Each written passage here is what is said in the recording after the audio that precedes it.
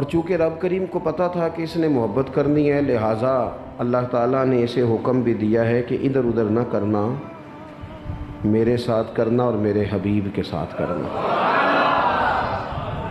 اور باقی جتنی محبتیں ہیں ان کو نبی پاک علیہ السلام کی محبت ہی کی شاخیں تصور کر لینا۔ وہ محبت صحابہ کی ہو، وہ محبت اہل بیت کی ہو، اولیاء امت کی ہو، حضور کی امت کی ہو، وہ نبی پاک علیہ السلام کی کسی بھی نسبت کی ہو، حضور کے شہر پاک کی ہو، وہ پھر حضور کی محبت ہی کی آگے شاخیں۔ والذین آمنوا اشد حبا للہ، ایمان والے رب سے شدید محبت کرتے ہیں۔ قل ان کنتم تحبون اللہ فاتبعونی یحببکم اللہ، اور اگر رب سے محبت کرنا چاہتے ہو تو پھر میرے محبوب کی غلامی کرو، اللہ خود تم سے محبت کرے گا۔ تو محبت کا نا طبی ماحول اور مزاج ہوتا ہے۔ تو ہم نے محبت کرنی تو ہے اور کرتے بھی ہیں، لیکن دو قسم کے محب ہیں۔ محبت کرنے والے دو قسم کے ہیں، ایک محبت کرنے والے بہادر ہوتے ہیں، ایک محبت کرنے والے بزدل ہوتے ہیں۔ کچھ بزدل ہوتے ہیں، محبت کرتے بھی ہیں پر اس کا اظہار نہیں کرتے۔ کچھ بہادر ہوتے ہیں، انہیں محبت کرنی بھی آتی ہے اور محبت بتانی بھی آتی ہے۔ وہ بہادر لوگ ہوتے ہیں۔ وہ ایسا نہیں ہوتا کہ وہ محبت کریں اور پھر اس میں وہ جھجکیں۔ محبت پابند ہونی چاہیے شریعت اور سنت کی، اللہ کی رضا کے لیے ہونی چاہیے۔ لیکن نبی پاک علیہ السلام کے پاس جب ایک شخص نے کہا تھا نا حضور مجھے اس بندے سے محبت ہے، تو حضور نے فرمایا تھا اٹھ جا اسے بتا کے آ،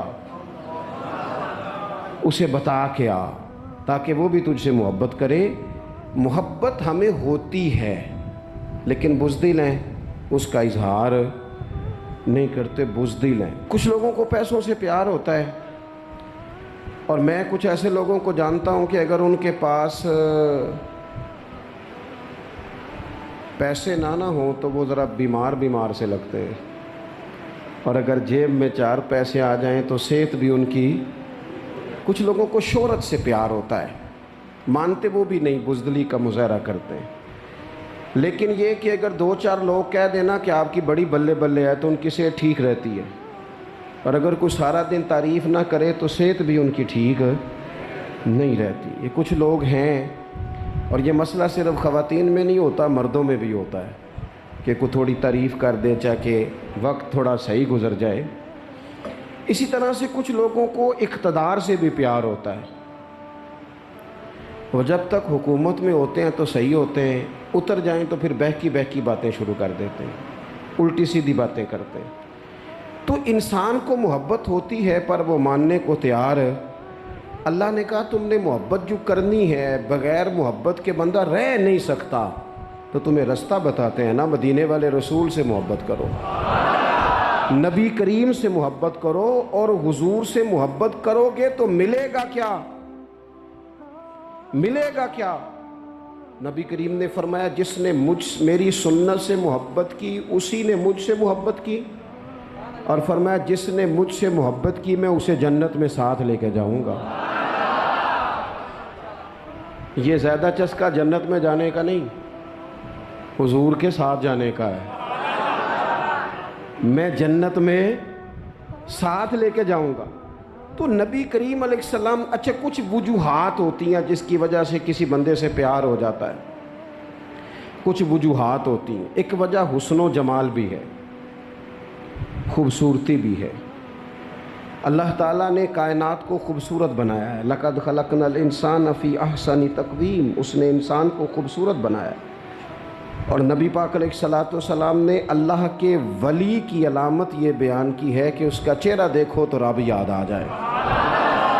خوبصورتی بھی ایک وجہ بنتی ہے کسی بندے سے محبت کی، اس کے لہجے کا حسن، اس کے انداز کی سادگی، اس کے لب و لہجے کی صداقت، اس کی باتوں کی معنویت، اس کے جملے ادا کرنے کی خوبصورتی، یہ بھی بعض اوقات وجہ بنتی ہے اور ڈھیر سارے لوگ ہیں جو خوبصورتی سے پیار کرتے ہیں، خوبصورتی انہیں اچھی لگتی ہے، وہ خوبصورتی کوئی بھی ہو، سبزے کی خوبصورتی ہو، شیر کی خوبصورتی ہو، کسی چیز کو مرتب کر کے بنائے جانے کی خوبصورتی ہو۔ رب کریم نے ساری مخلوق میں بڑا حسن پیدا کیا ہے، لیکن میرے محبوب کا حسن وہ ہے جس کی پیدا کرنے والا بھی تعریف فرماتا ہے، جو اس کی شان کے لائق ہے۔ وَالضُّحَىٰ وَاللَّيْلِ اِذَا سَجَىٰ، اللہ قسم اٹھاتا ہے۔ اور نبی پاک علیہ الصلوۃ والسلام نے نا خوبصورتی کو ایک نئی معنویت بھی دی ہے،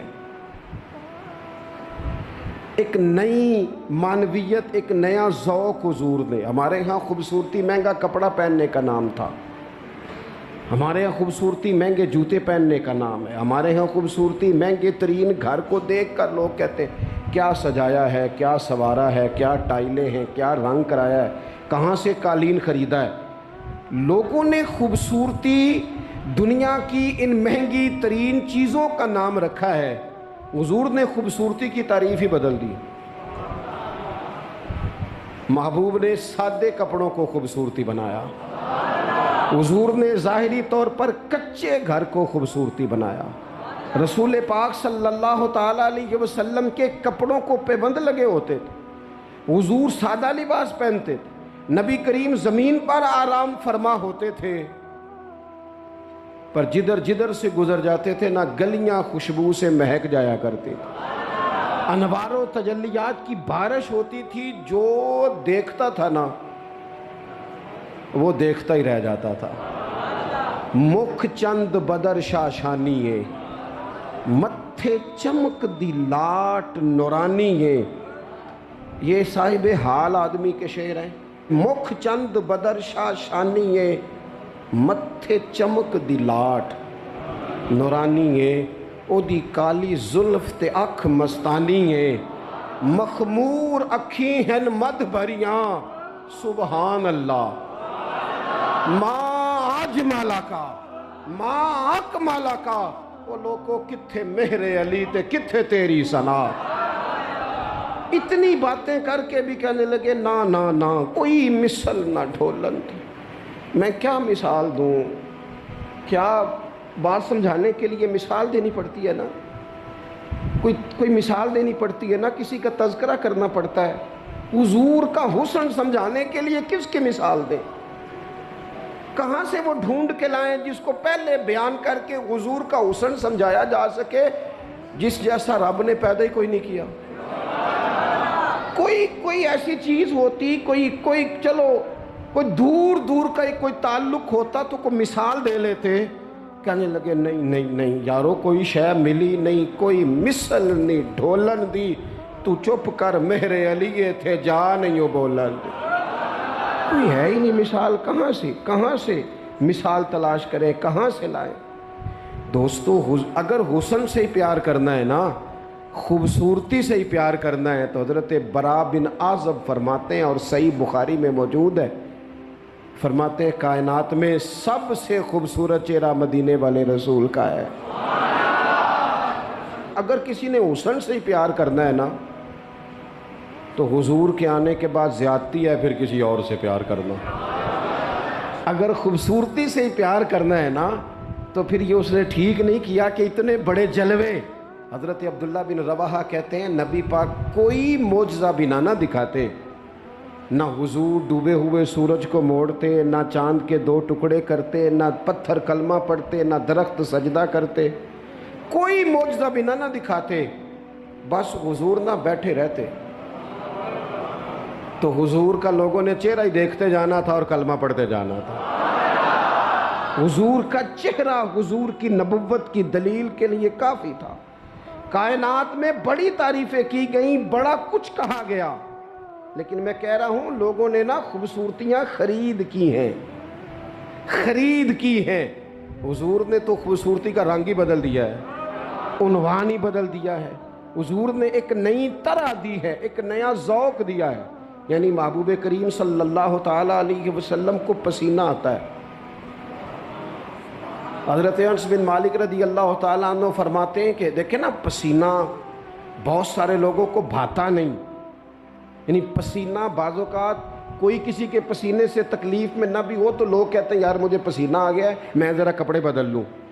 حضرت انس بن مالک کہتے ہیں نبی کریم علیہ السلام کبھی کبھی نہ ہمارے گھر میں آرام کرتے تھے، میری اماں چمڑے کا بستر بچھاتی تھی۔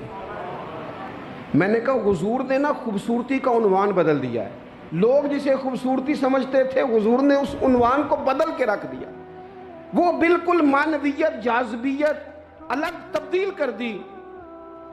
کبھی پسینے سے بھی لوگوں نے فیض لیا ہے، لیکن یہاں رنگ بدل دیا نا، عنوان بدل دیا نا، نبی کریم نے تبدیل کر دیے نا سارے احوال دنیا کے۔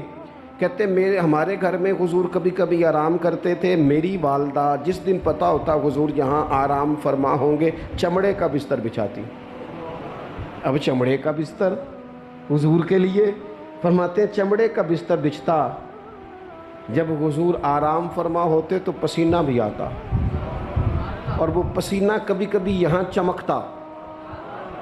کہنے دو نا مجھے موک چند بدر شاشانی، اے جے متھے چمک دی لاٹ نورانی۔ تو وہ کبھی کبھی پسینہ نہ حضور کے رخ نور پر چمکتا، بازوؤں پر چمکتا، پھر اس کے چند قطرے نہ وہ چمڑے کے بستر پر بھی گرتے۔ کہتے ہیں حضور اٹھ کے چلے جاتے تو میری اماں جلدی کرتی، وہ حضور کا سارا پسینہ سنبھال کے بوتل میں ڈالتی۔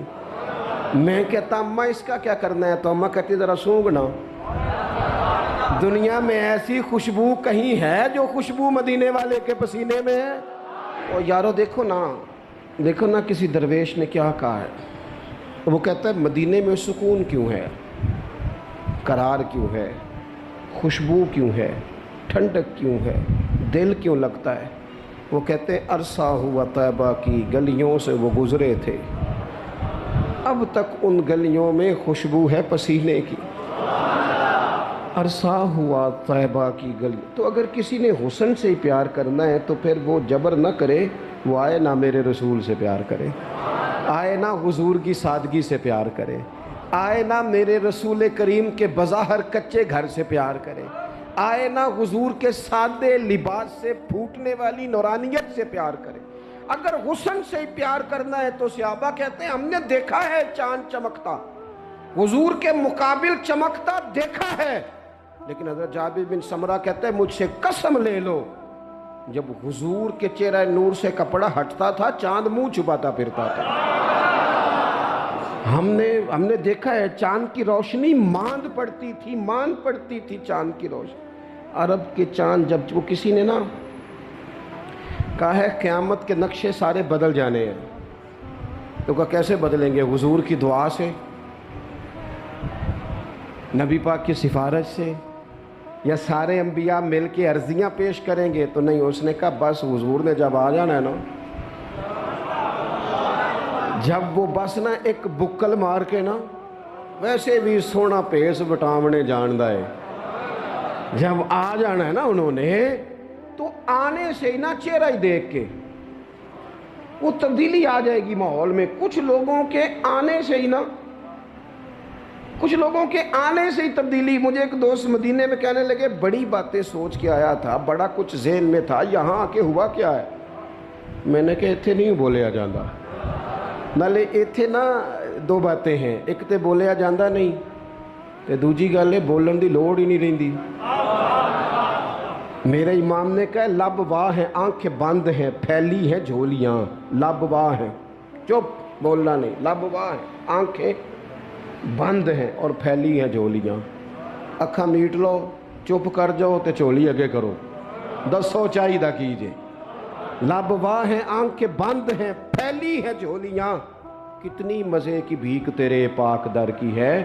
اگر کسی نے حسن سے پیار کرنا ہے تو پھر آئے نہ میرے رسول پاک سے کرے، آئے نہ حضور سید عالم سے کرے، آئے نہ رسول کریم کی رعنائیوں سے کرے۔ کچھ لوگوں کو نا اس بندے سے پیار ہوتا ہے جس کے پاس علم و حکمت بڑی ہوتی، کہتے ہیں یار بندہ دانا ہے، بڑا خوبصورت شاعر ہے، بڑا اچھا ادیب ہے، بڑا اچھا خطیب ہے، بڑا اچھا بولتا ہے، بڑا فصیح و بلیغ ہے، بڑی اعلیٰ بات کرنے والا ہے، بڑا باکمال ہے۔ اور دنیا کے بڑے بڑے اسکالروں کو پڑھنے والوں، اور کائنات کے بڑے بڑے ادیبوں کے جملے رٹنے والوں اور بڑے بڑے شعر و ادب کی دنیا میں جینے والوں اور بڑے بڑے فصیح و بلیغ گھنٹوں تک ایک عنوان پر بولنے والے لوگوں کی باتیں سننے والوں، آؤ، اگر علم و حکمت سے پیار کرنا ہے تو اس کے ساتھ پیار کرو جنہوں نے دنیا میں آ کے کسی سے پڑھا نہیں پر ساری کائنات کو پڑھا دیا ہے۔ وَعَلَّمَكَ مَا لَمْ تَكُنْ تَعْلَمْ، رب کہتا ہے حبیب آپ جو نہیں نہ جانتے تھے سارا ہی آپ کو سکھا دیا ہے۔ حضور زمین پہ بیٹھے تھے، تشریف فرما تھے، کسی نے کہا یا رسول اللہ یہ سوال، رسول کریم اٹھے، امامہ سیدھا کیا، میرے محبوب نے چادر اوڑی، کندھے پہ رکھی، ممبر پہ آ کے بیٹھ گئے، فرمایا جو دل کرتا ہے پوچھو، میں ہر سوال کا جواب دوں گا، پوچھو نا جس کے جو جی میں آتا ہے۔ حضرت عمر کہتے ہیں زور سے عصر تک بیان کیا، نماز پڑھی، پھر ممبر پہ، عصر سے مغرب تک حضور نے باتیں بتائیں، پھر نماز پڑھی، پھر ممبر پہ، عصر سے مغرب تک کہتے ہیں کریم نے ہمیں اتنا نوازا کہ جنتی جنت میں چلے گئے، جہنمی جہنم میں چلے گئے، زندگیاں ختم ہوئیں اور قلم ٹوٹ گئے، پر تیرے اوصاف کا ایک باب بھی پورا نہ ہوا۔ آئے جس نے حکمت سیکھنی ہے مدینے والے سے سیکھے، آئے جس نے سپہ سالاری سیکھنی ہے میرے رسول سے سیکھے، آئے جس نے قیادت کے اصول سیکھنے ہیں حضور سے سیکھے، آئے جس نے اعلیٰ استاد بننا ہے صفہ یونیورسٹی کے استاد سے سیکھے، آئے جس نے آقائی کے آداب سیکھنے ہیں وہ آئے نہ سیکھے۔ اگر نہ سمجھ آئے تو کروڑوں رکھنے والے عبد الرحمن ابن عوف کے آقا کی شفقت ان کے ساتھ بھی اسی طرح کی ہے، اور جن کی جیب ظاہری طور پر خالی ہے ان بلال کے ساتھ بھی محبوب کا تعلق اسی طرح کا ہی ہے۔ آئے نہ دیکھے، آئے، اور رسول کریم نے نہ صرف لوگوں کو اس طرح سے حکمت سکھائی ہے، اس طرح کی حکمت سکھائی ہے کہ صرف انہیں آداب زندگی اور طور طریقے نہیں بتائے، حضور نے اس طرح کی درویشی کی، اس طرح کی سادگی بتائی کہ امیروں کا فقیر ہونے کو دل کرنے لگا، اور فقیر سمجھ لگے کہ ہم سے بڑا تو بادشاہی کوئی نہیں، ہم سے بڑا تو تگڑا ہی کوئی نہیں۔ یہ دیکھو نا حضرت عثمان غنی امیر باپ کے بیٹے، حضرت مصعب ابن عمیر امیر ماں کے بیٹے، حضرت عبد الرحمن بن عوف امیر، لیکن کبھی مسجد کا جھاڑو، کبھی حضور کے دروازے کی نوکری، اور سجنا آویخ یار منون دی خاطر اساں کی پیس وٹائے۔ ان امیروں کو نہ فقیری کے ڈھب سکھائے،